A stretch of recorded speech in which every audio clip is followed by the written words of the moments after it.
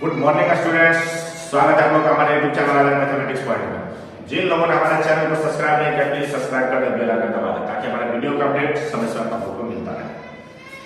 आज यह आपका पार्ट 1 वीडियो है सेट चैप्टर का। पार्ट 1 वीडियो हम लोग स्टार्ट करने जा रहे हैं कैसे से यानी समुच्च। तो समुच्च शब्द की उत्पत्ति कहां से हुई, किसने किया, समुच्च आया कहां से?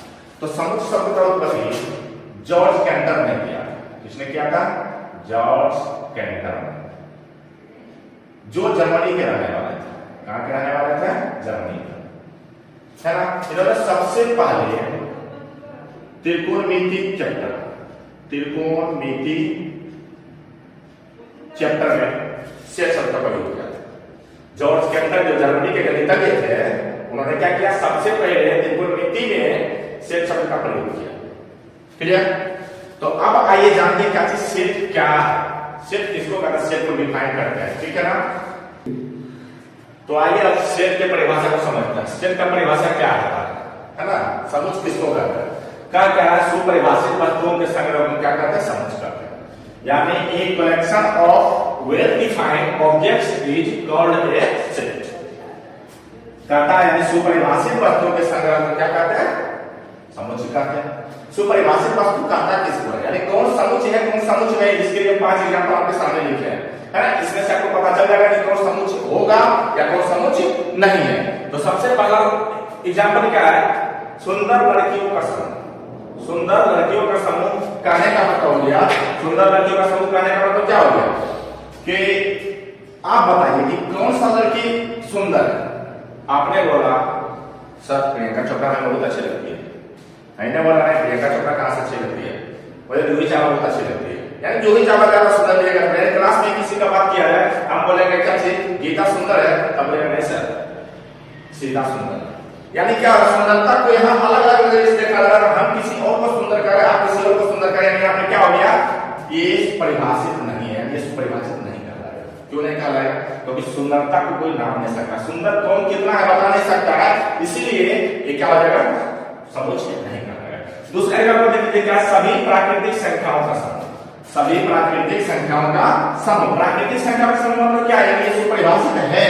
क्यों सुपरिभाषित है? क्योंकि इस प्राकृतिक संख्या बोलने का मतलब होगा क्या कि 1 2 3 4 5 डॉट का इंफिनिटी।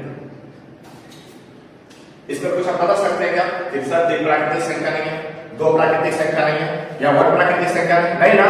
तो नहीं बता सकते यानी क्या कि ये सुपरिभाषित है। सुपरिभाषित यानी क्या कहलाएगा? ये सभी प्राकृतिक संख्या का समूह जितना भी है वो सब क्या करेगा? परिभाषित। कहने का मतलब ये हो गया, एक लाइन में कह सकते हैं कि जो यानी किसी भी स्टेटमेंट का एग्जांपल है ना, जो दे दिया या जो आप दीजिएगा उसमें कोई चीटिंग नहीं कर सकता है, तो वो क्या कहलाएगा? परिभाषित कहलाएगा। क्लियर ना?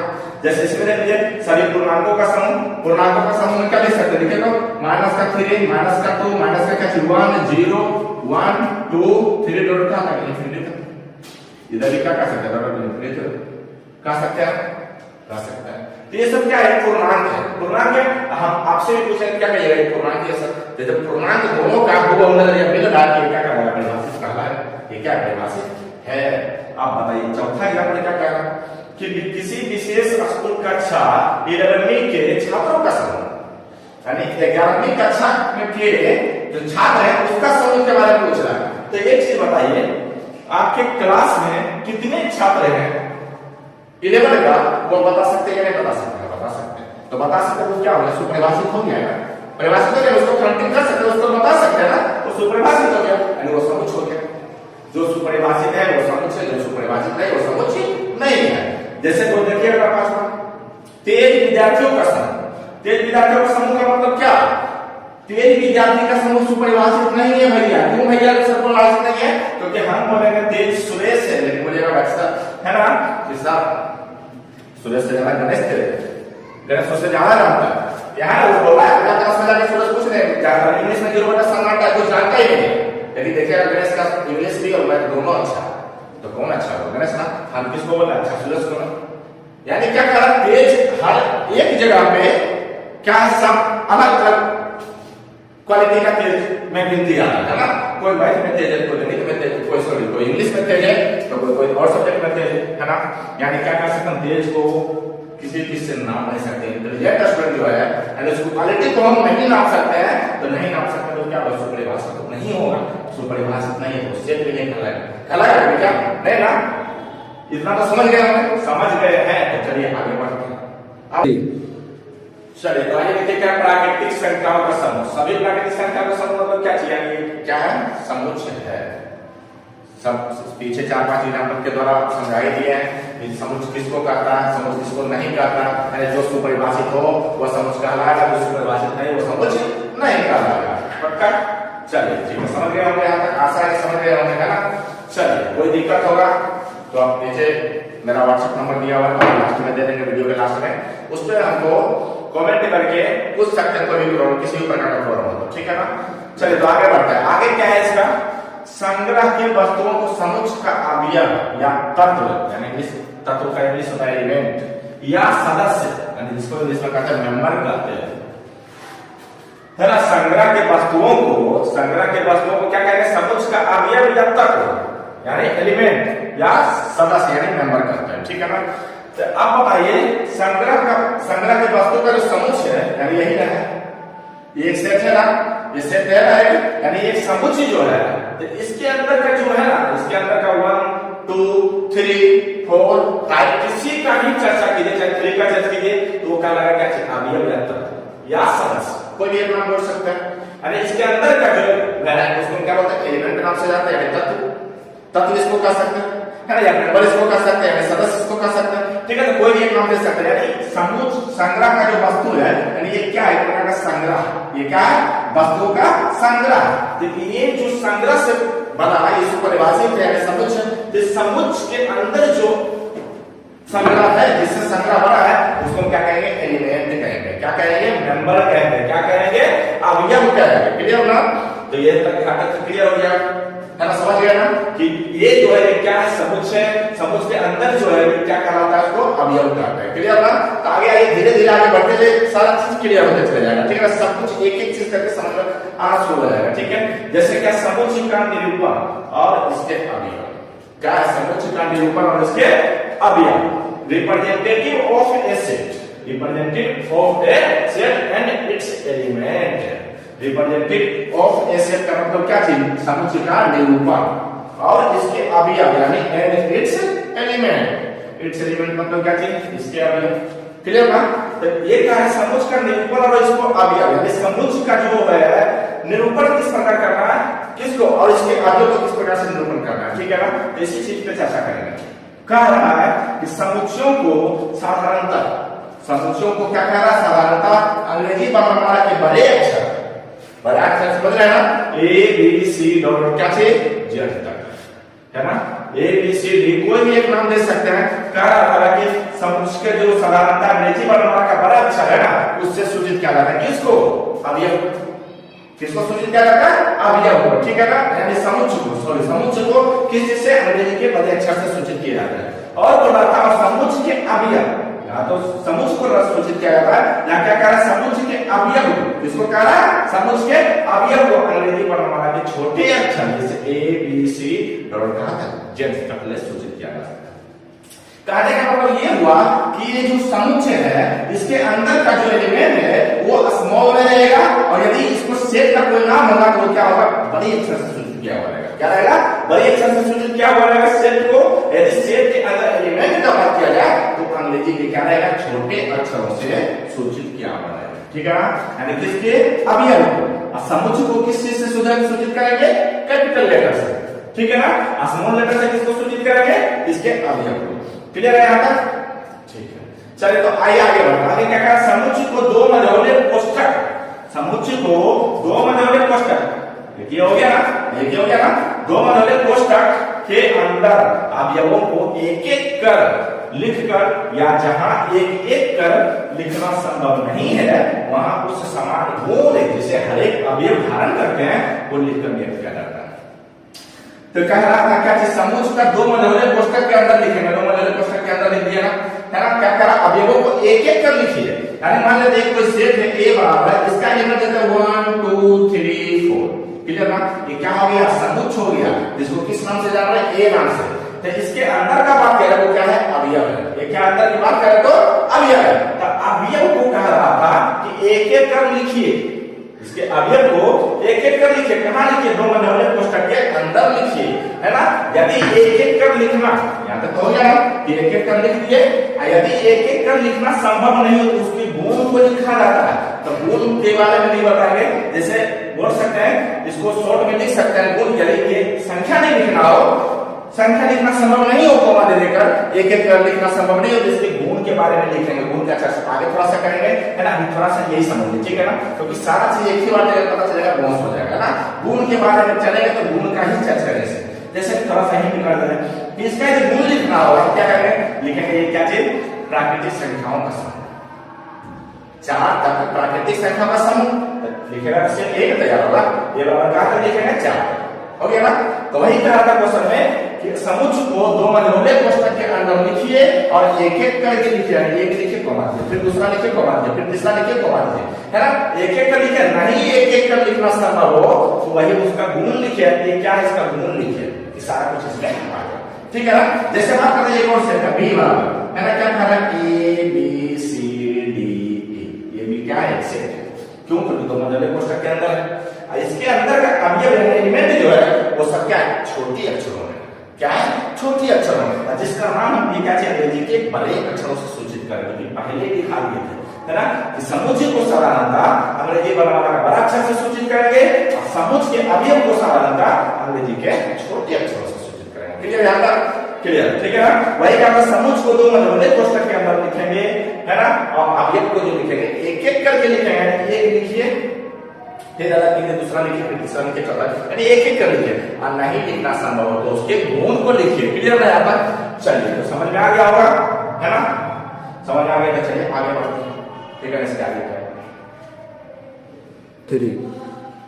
चलिए अब आइए इसके कुछ संकेत के बारे में थोड़ा सा समझ लेते हैं, ठीक है ना। क्या है? क्योंकि ये सब चीज का जरूरत पड़ने वाला चित्र है ना, इसलिए लिख दिए हैं। और ये सब चीज आपको पता होना चाहिए, नहीं पता है तो जाकर पहले पता कीजिए कि ये क्या है, है ना। इसके बारे में हम वीडियो बनाकर डाल देंगे। परिमेय संख्या किसको कहते हैं? ऐसे तो सबको पता ही होगा, परिमेय संख्या कैसे होगा, वास्तविक संख्या किसको कहता है, पूर्णांक किसको कहता है, ठीक है। नहीं तो हम सब चीज के बारे में बताते हुए चले जाएंगे, क्लियर, ताकि दिक्कत नहीं हो किसी का। ऐसा नहीं कि आइए उस वीडियो में देखिए, वीडियो में देखिए, है ना, मेरा वो चैनल ये वो कुछ नहीं, जो भी है सामने सामने देखा चलेगा, सब चीज क्लियर करते हुए चलेंगे, ओके ना।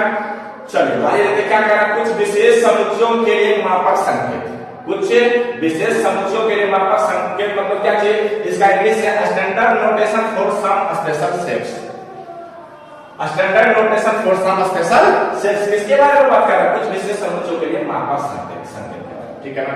यानी क्या है कि मापक संकेत किसको किसको क्या है? देखिए तो पहले बोला n जो होता है प्राकृतिक संख्याओं का समुच्चय होता है। यानी ये सब वर्ड यूज किया हुआ है कि जहां प्राकृतिक संख्या का समुच्चय लिखा हुआ है वहां पे n यूज कर सकते हैं, ठीक है ना। प्राकृतिक संख्या किसको कहता है? भाई तो पता ही होगा, 1 2 3 4 5, है ना। डॉट कहां तक अनंत तक जाएगा, क्लियर है।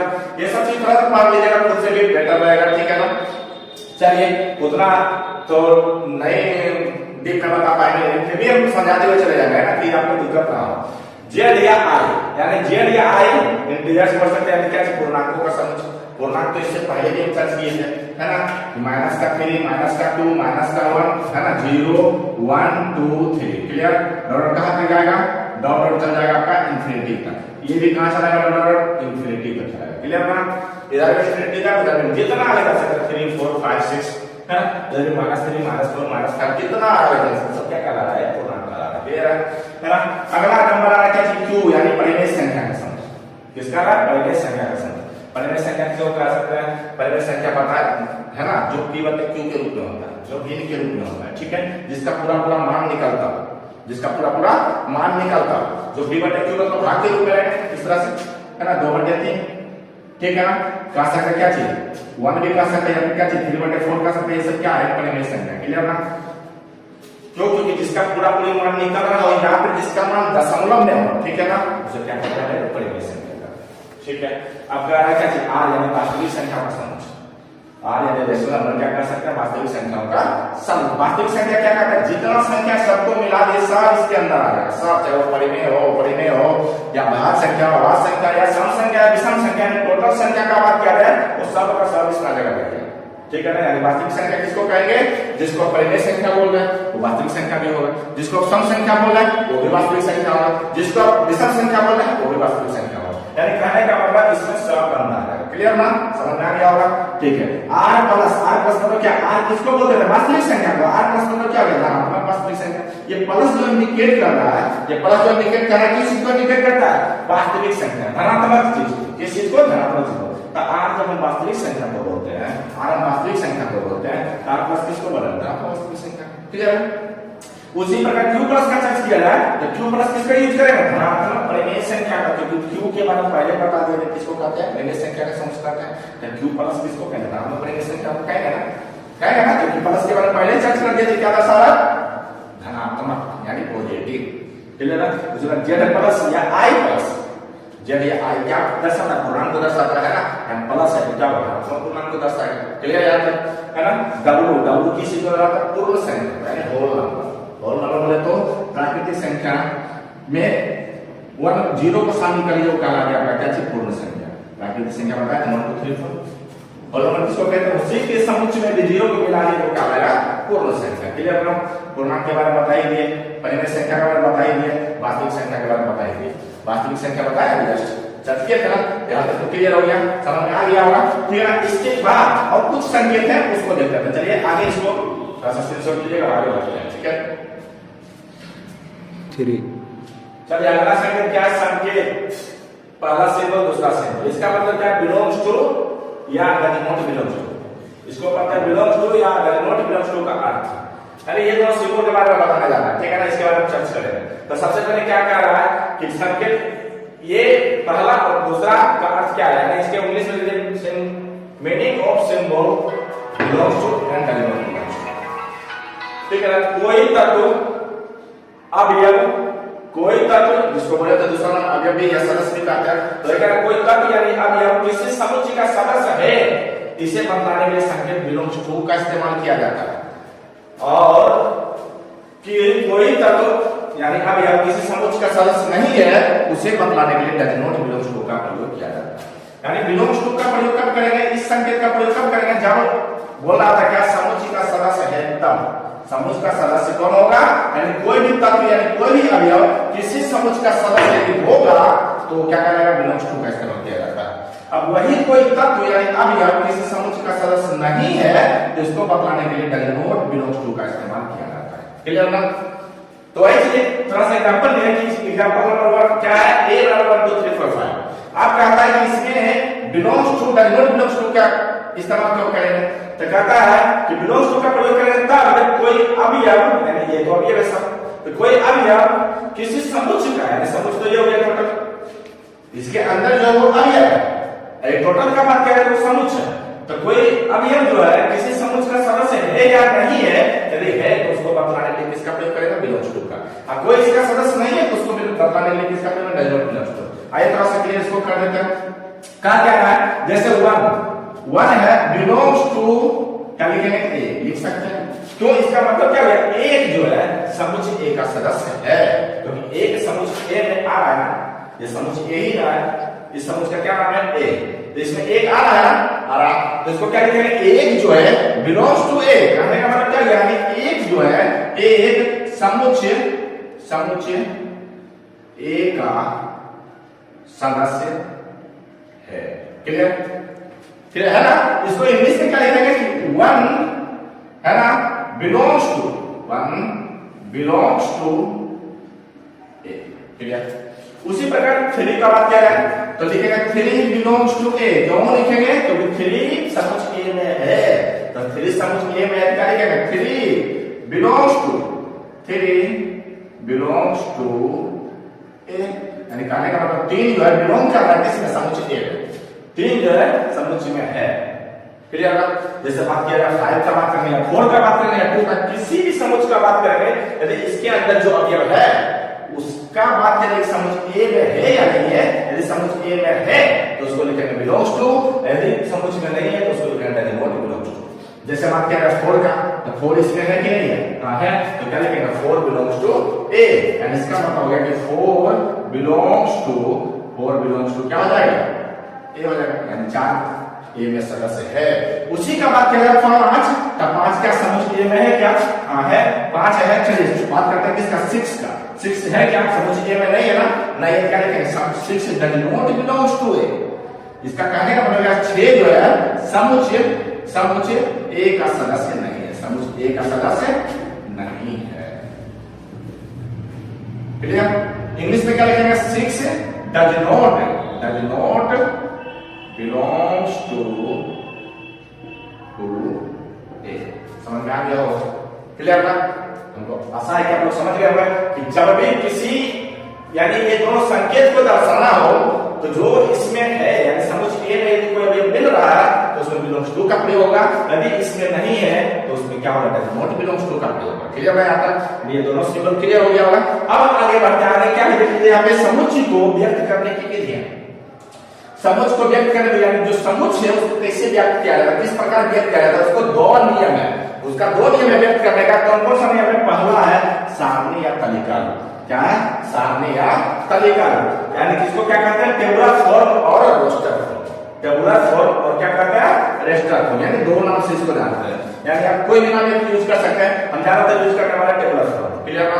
ध्यान रखिएगा, ठीक है। इस चैप्टर में ज्यादा हम लोग यूज करने वाला टेबुलर फॉर्म, ऐसे यूज करने वाला सेलुलर फॉर्म। यानी आप कोई भी यूज कर सकते हैं, लेकिन आपको ध्यान रखना चाहिए टेबुलर फॉर्म ही रोस्टर फॉर्म है, रोस्टर फॉर्म ही टेबुलर फॉर्म। दोनों को एक ही नाम से तो जाना जाता है।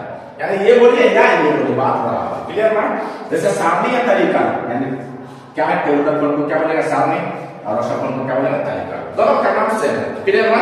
जब सेम है तो दोनों में से किसी एक का नाम यूज करते हैं। तो वही क्या होता है कि समुच्चय को व्यक्त करने की जो विधि है यानी मेथड्स ऑफ रिप्रेजेंटेटिव एसेट, किसी भी समुच्चय को रिप्रेजेंट कर रहे हैं जो मेथड है उसका कितने हैं? 2 मेथड है। कितने मेथड है? 2 मेथड। कौन कौन? सारणी या तालिका रूप या फिर प्रतीकात्मक या गुण प्रकटीकरण या समुच्चय निर्माण। 3 नाम कौन कौन बुक में दिया हुआ है ना? बुक सही लिखा है। प्रतीकात्मक या गुण प्रकटीकरण या समुच्चय निर्माण। यानी प्रतीकात्मक का मतलब क्या? Symbolic form. सिंबल का अर्थ होता है प्रतीक, है ना? तो वही बोला था प्रतीकात्मक यानी सिंबल से बना सिंबॉलिक फॉर्म, प्रतीकात्मक रूप या गुण प्रकटीकरण, गुण प्रकट करना इसका तो उसको बोलते हैं रूल फॉर्म या समुच्चय निर्माण रूप में लिखना इसको बोलते हैं स्टेप।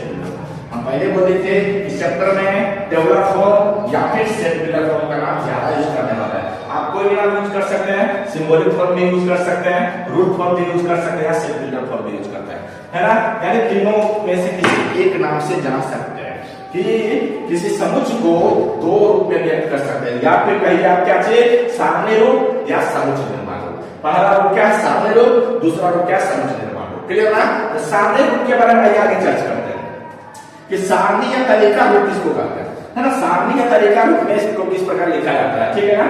तो पहला बोल रहा था कि इस रूप में समुच्चय सारणी या तालिका रूप में क्या कह रहा है कि इस रूप में समुच्चय के सभी अवयवों को मझौले कोष्ठक के अंदर एक एक कर अर्धविराम यानी जिसको कहते हैं कोमा अर्धविराम देकर लिखा जाता है। किसको? सारणी या तालिका रूप। यानी किसी भी समुच्चय के अवयव को यदि लिखना हो तो मझौले कोष्ठक के अंदर तो लिखाएगा ही लिखाएगा, लेकिन कोई भी एलिमेंट लिखेंगे उसको कोमा दे देकर लिखेंगे। जैसे पहला देखिए, पहला क्या कह रहा है? इसको ये 2 एग्जांपल लिए हैं, है ना? इसको लिखेंगे तो किस प्रकार लिखेंगे? देखिए क्या कह रहा है? सारणी या तालिका रूप तो कह रहा है कि ये वर्ड में नहीं लिखाएगा, शब्द में नहीं लिखाएगा, इसका गुण नहीं लिखाएगा, जब भी लिखाएगा तो कोमा दे देकर लिखाएगा। क्लियर ना? तो क्या कह रहा है? जैसे यहाँ दिया हुआ है बुक में कि समुच्चय ए जो है अंग्रेजी वर्णमाला के स्वरों को व्यक्त करता है। समुच्चय ए अंग्रेजी वर्णमाला के स्वरों को व्यक्त करता है। तुरंत आपको समुच्चय ए एक तैयार करना है, किस रूप में? सारणी या तालिका रूप में। यानी इसको बनेगा क्या?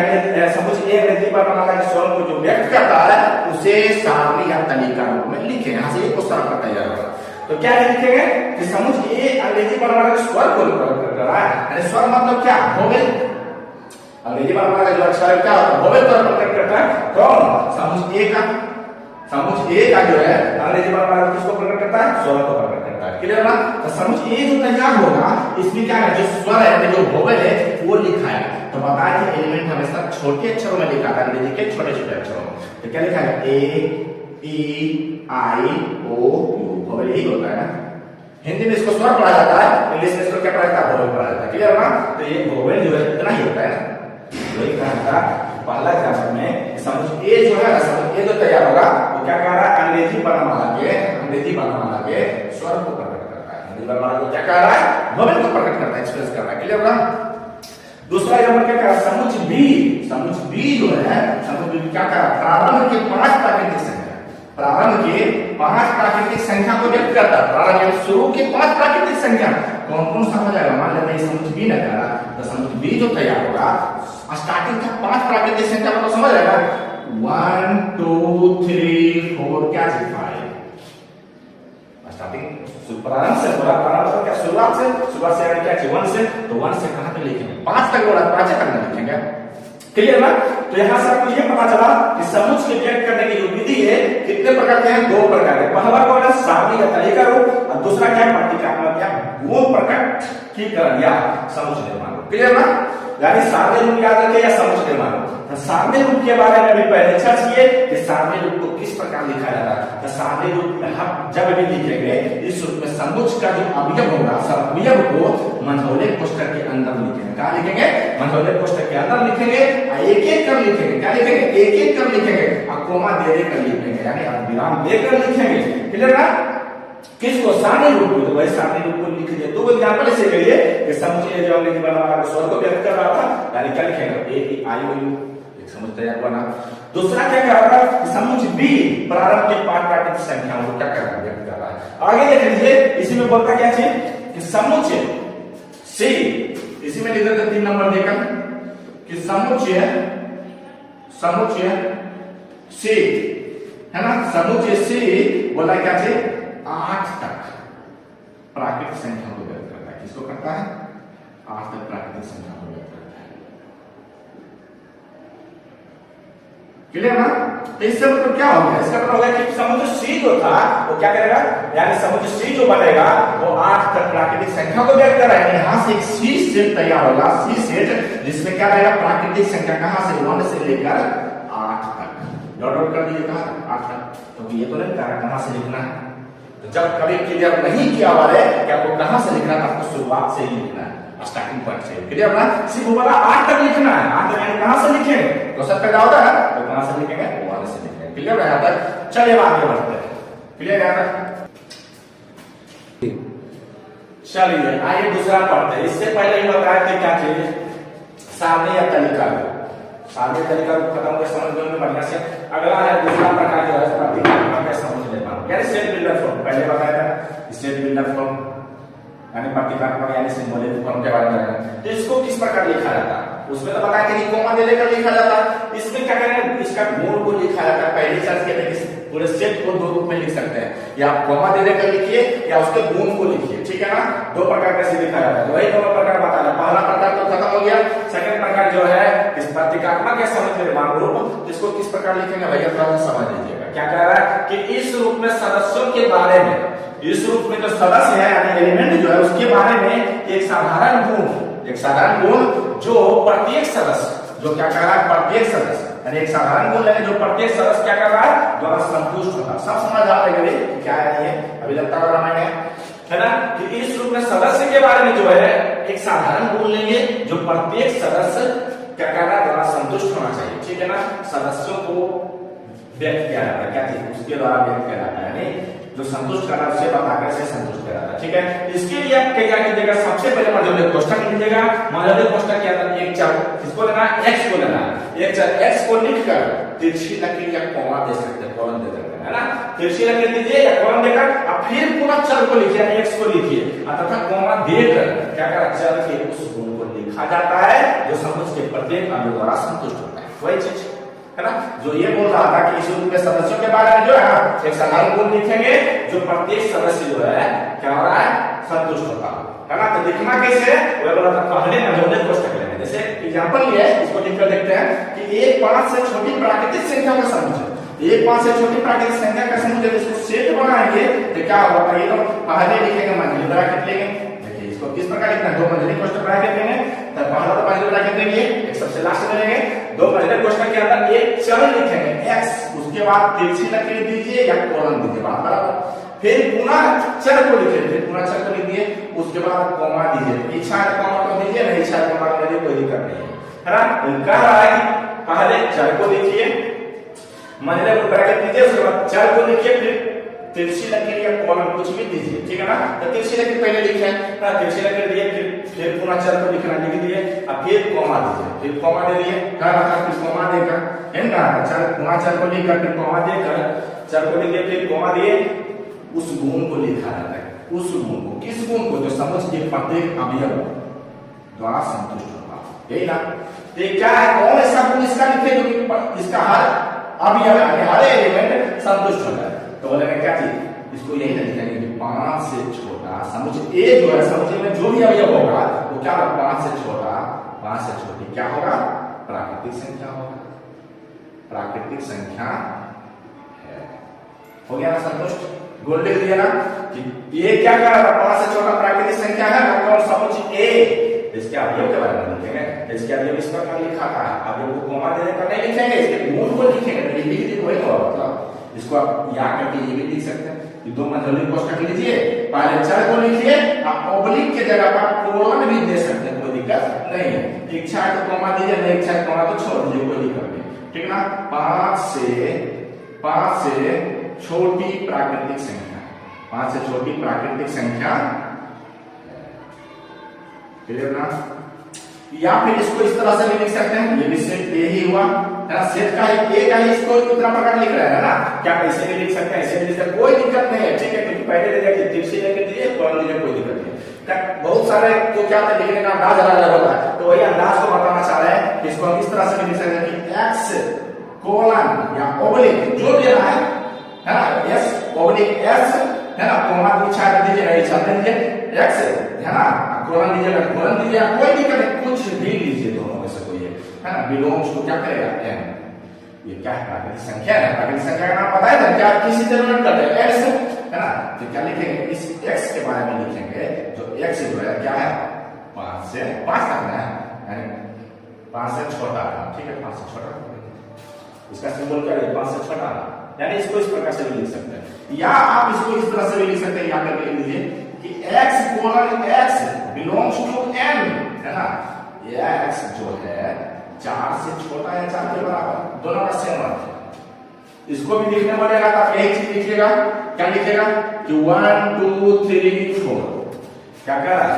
x प्राकृतिक संख्या ना, x का क्या कर रहा है, 5 से छोटा है, प्राकृतिक संख्या जो लिखाएगा, यदि इसको है ना से अधिक फॉर्मूला लिखेंगे, डेवलप फॉर्मूला लिखेंगे, क्या लिखाएगा, कॉमा दे देगा, तो कॉमा दे देगा, लिखेंगे, इसका अर्थ क्या हुआ, 5 से छोटा प्राकृतिक संख्या, 5 से छोटा प्राकृतिक संख्या ही होगा। इसका मतलब क्या है, 4, इसका मतलब इस नोट का मतलब है 4 से छोटा यानी 4 से बराबर, यानी बराबर का मतलब 4 भी हो सकता है, इसका मतलब ये हुआ कि यहाँ जो मान लिखेंगे 1 2 3 4 लिखाएगा ना, समझ गए आपका, क्लियर। चलिए आगे बढ़ते हैं, ठीक है। अरे चलिए आइए अब आगे देखते हैं परिमित समुच्चय यानी फाइनाइट सेट, फाइनाइट सेट किसको कहते हैं, ठीक है ना। सब सेट के बारे में बता रहा है, सेट को क्या कहा जाता है, सेट किस प्रकार का होता है, किस प्रकार से लिखा जा सकता है, कितने प्रकार से लिखा जा सकता है, सेट कितने प्रकार का होता है, उस पर थोड़ा सा चर्चा करते हैं, ठीक है ना। चलिए सबसे पहला क्या बोला, परिमित समुच्चय यानी फाइनाइट सेट।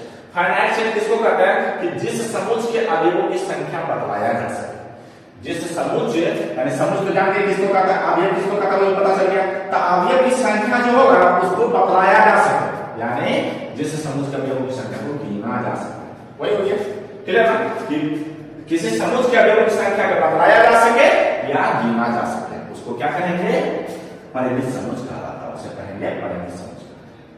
आइए यहाँ पर तो देखते हैं एग्जांपल इसका क्या बनेगा, मान लेते हैं सेट ए बराबर 1 2 3 4 5 6, क्लियर ना, ये क्या है, फाइनाइट सेट है, क्यों, क्योंकि इसमें अवयव को हम गिन सकते हैं, कितने एलिमेंट, टोटल 6 एलिमेंट, टोटल कितने एलिमेंट है 6, यानी इसमें अवयव की संख्या ये होगा फाइनाइट सेट। इसको दूसरा रूप में लिख सकते हैं, बताया था ना कि सेट ए बराबर क्या लिख सकते हैं, ये सेट बिल्डर फॉर्म में लिखेंगे तो x colon x belongs to n, x colon x belongs to n, है ना, जहां पे x क्या आ जाएगा, 7 से छोटा प्राकृतिक संख्या हो जाएगा, 7 से क्या आ जाएगा, छोटा प्राकृतिक यानी 6 तक होगा ना, या फिर इसको इस तरह से भी लिख सकते हैं, 6 तक ही लिख सकते हैं, है ना, तो बराबर का चिन्ह देंगे, 6 से छोटा या 6 के बराबर यानी 6 भी लिखा जाएगा, क्लियर ना। या फिर इसको ऐसे भी लिख सकते हैं कि a बराबर है ना क्या है, x कोलन x जो है क्या है, 7 से छोटी प्राकृतिक संख्या, 7 से छोटी प्राकृतिक संख्या है, प्राकृतिक संख्या ये भी वही हुआ। सब क्या है, देखिए ये सब क्या सब है फिनाइट शेप। क्या फाइनाइट शेप, फाइनाइट शेप क्यों है? क्योंकि इसमें सब में एलिमेंट को हम गिन सकते हैं। इसमें 6 तक लिखेंगे, यदि इसको बनाएंगे भी तो यही शेप ना तैयार होगा। इसमें एलिमेंट को गिन सकते हैं, कितना एलिमेंट है? 6 गिन सकते हैं। तो जिसको हम गिन सकते हो फाइनाइट शेप, और जिसमें देखिए इसमें भी हम गिन सकते हैं, इसमें भी हम गिन सकते हैं ना। इस सात से छोटा पड़ा जाएगा कितना 6 तो ये भी गिन सकते हैं। जैसे क्रॉस क्षेत्र में b बराबर क्या है 1 2 3 4 और क्या ले लेते हैं है ना 10 ले लेते हैं। क्या इसमें गिन सकते हैं कि नहीं गिन सकते? गिन सकते हैं, क्योंकि लास्ट वाला अंतिम छोर पता है। अंतिम छोर पता है, यानी उसको गिन सकते हैं कहां तक जाना है। जब भी कोई स्टार्टिंग पॉइंट दिया हुआ है, अंत वाला पॉइंट दिया हुआ है, तो उसका अंत है तो उसको हम गिनती कर सकते हैं। जिस तरह से उसको हम फाइनाइट शेप बोलते हैं। ठीक है, यहां तक क्लियर था? फाइनाइट शेप किसको बोलता है? क्लियर? तो अब आइए परिमित समूह जब क्लियर हो गया तो अब करते क्या? ठीक है, परिमित समूह। चलिए तब आगे बढ़ते हैं। चलिए अब आइए अपरिमित समूह यानी इनफाइनाइट शेप। इससे पहले परिमित समूह किसको कहते हैं तो क्लियर कर दिया, यानी जिसकी गिनती की जा सके, वैसा समूह जिसमें अवयवों की संख्या को गिना जा सके। अब वो परिमित समूह किसको कह रहे हैं? इनफाइनाइट शेप किसको कह रहे हैं? जो समूह परिमित नहीं हो। परिमित मतलब क्या? यानी जिसका अंत नहीं हो, उसे वो परिमित समूह कहलाता है। दूसरा वर्ड में बोल दिया गया था जिस समुच्चय में अवयवों की संख्या परिमित नहीं हो। अवयवों की संख्या परिमित नहीं है, यानी कि उसका कोई अंत ही नहीं है, कहां तक लिखना नहीं लिखना है ना, उसी को कहते हैं अपरिमित समूह। जैसा ये एग्जांपल समझते हैं। एग्जांपल क्या है इसका? एग्जांपल है इसका आपका एग्जांपल ले लेते हैं, है ना। एग्जांपल क्या बोल रहा है कि परिमित समूह किसको कहेंगे? यानी इनफाइनाइट शेप। जो समूह परिमित नहीं हो, परिमित नहीं हो, उसे क्या कहेंगे? अपरिमित समूह। क्लियर ना? यानी जिस समूह में अवयवों की संख्या परिमित नहीं है, परिमित नहीं, कौन सा? अवयवों की संख्या, उसी को कहते हैं अपरिमित समूह। तो एग्जांपल क्या कहता है कि एग्जांपल में इसको लेंगे कि अपरिमित समूह ना, एग्जांपल लेंगे जैसे ये बार तैयार करते क्या होगा 1 2 3 4 और कहां तक इंफिनिटी कह जाना तक इसका कोई अंत ही नहीं, कितना तक लिख सकते हैं अपरिमित समूह में बोला। क्लियर ना? है ना? या फिर इसको इस तरह से भी लिख सकते हैं कि सेट a बराबर x belongs to n, यानी इससे तो प्राकृतिक संख्या, कितना तक प्राकृतिक संख्या कोई अंत नहीं। इसको क्या बोलेंगे? सब को इनफाइनाइट शेप। क्या बोलेंगे? Infinite shape. क्लियर है? या कुछ भी दीजिए, जैसे सेट b बराबर मान लेते हैं कि x belongs to whole number, यानी उन्होंने क्या पूर्ण संख्या, पूर्ण संख्या कहां तक लिखना है पता है क्या? नहीं ना, कोई ना दिया कोई सिंबल दे ना तो नहीं, तो क्या हो जाएगा? Infinite shape. इसी में कहता है कि x जो है होल नंबर का अंदर के 5 से छोटा, इसी में कुछ कर देता कि 10 से छोटा, तो क्या लिमिट हो जाता, कहां तक लिखना है पता तो हो जाता फाइनाइट शेप, यानी परिमित समूह। ये क्या होगा? अपरिमित समूह, किसकी का कोई अंत ही नहीं। क्लियर ना? तो इसी के साथ हम इस वीडियो को यहीं पे समाप्त करते हैं।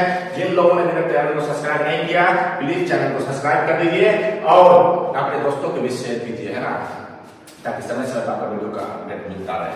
और हमारे ये व्हाट्सएप नंबर है 8709212388। जिनको किसी भी प्रकार का चैप्टर का लिंक चाहिए, किसी भी प्रकार का समस्या हो, इस पे आप कांटेक्ट कर सकते हैं। ठीक है ना?